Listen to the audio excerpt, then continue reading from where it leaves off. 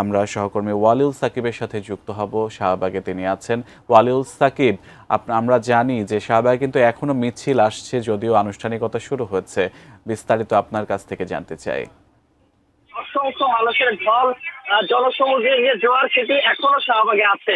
আমি যেমনটি কিছুক্ষণ আগেও জানাচ্ছিলাম যে ঠিক সোয়া 2টা নাগাদ কিন্তু এই শাহবাগের যে বাংলা মোটর 1 নম্বর পয়েন্টে যারা আজকের এই প্যালেস্টাইন সলিডারিটি মুভমেন্ট বাংলাদেশের মার্চ ফর গাজাতে এসেছিলেন, তারা এই পয়েন্ট 1 নম্বর পয়েন্টের সবাই কিন্তু শাহবাগ মোড়ে অবস্থান নিয়ে ছিলেন এবং সেখান থেকে কিন্তু সদস্যের পরে তারা সোহরাওয়ার্দী উদ্যানের ভেতরে প্রবেশ শুরু করেন।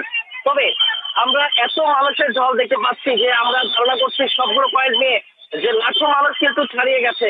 আর সে কারণেই যারা ভেতরে প্রবেশ করতে পেরেছেন তারা কিন্তু ভেতরে গেছেন, আর যারা ভেতরে প্রবেশ করতে পারেননি, জায়গার সংকুলন না হওয়ার কারণে তারা কিন্তু এই 5টি পয়েন্টে অবস্থান নিয়ে তাদের মতো করে এই যে প্রতিবাদ কর্মসূচি সেক্ষেত্রে তারা অংশ নিচ্ছেন। এবং এই মুহূর্তেও কিন্তু আমরা দেখতে পাচ্ছি যে শাহবাগ মোড়ের যত দূর আমাদের চোখ যাচ্ছে তত দূরই কিন্তু মানুষ দেখা যাচ্ছে এবং প্রত্যেকের হাতে কিন্তু আমরা দেখতে পাচ্ছি কারো হাতে বাংলাদেশের পতাকা, কারো হাতে রয়েছে ফিলিস্তিনের পতাকা, কেউ কিন্তু ফিলিস্তিনের স্ক্রাব কাজে জড়িয়েছেন এবং তারা নানানভাবে কিন্তু মুখে যেমন স্লোগান দিয়েছে, প্রতিবাদ জানাচ্ছেন ফিলিস্তিনের পক্ষে, সবাইকে ইসলামী রাষ্ট্রসহ সারা বিশ্বকে আসার যে আহ্বান জানাচ্ছেন, পাশাপাশি ইসরায়েলের বিরুদ্ধে রুখে দাঁড়ানোর যে আহ্বান তারা জানাচ্ছেন, পাশাপাশি প্রত্যেকের যে হাতে শরীরিক ভাষায় প্রতিবাদ কিন্তু আমরা দেখতে পাচ্ছি। এবং এখানে থেকেই কিন্তু যেহেতু তারা ভেতরে প্রবেশ করতে পারেননি, ভেতরের যে কর্মসূচি সেটা কিন্তু এখানে মাইকে ঘোষণা হচ্ছে। তারা কর্মসূচির এই যে সবার যে বিভিন্ন যে বক্তব্যগুলো সেগুলো এখান থেকে শুনতে পাচ্ছেন, তারা এখান থেকে কিন্তু তাদের মতো করে একাত্মতা ঘোষণা করছেন। এবং যেমনটি আমি সেই সকাল থেকে বলে আসছিলাম যে একেবারে সকাল থেকে বিভিন্ন পয়েন্ট থেকে রাজধানী ঢাকার মানুষ এবং ঢাকার বাইরের মানুষ কিন্তু এখানে এসেছেন শুধুমাত্র এই যে ফিলিস্তিনের গাজাতে যে এত দীর্ঘ সময় ধরে বছরের পর বছর ধরে যে নির্যাতন অত্যাচার চলে যাচ্ছে সেটি যেন বন্ধ হয়, ইসরায়েলের বিরুদ্ধে যেন পুরো বিশ্ববাসী রুখে দাঁড়ায় এবং গাজাবাসী যারা রয়েছেন, ফিলিস্তিনের যারা সাধারণ মানুষ রয়েছে তাদের পাশে দাঁড়ানোর জন্য কিন্তু তারা এই প্রতিবাদ জানাচ্ছেন, তাদের প্রতি সমবেদনা জানাচ্ছেন।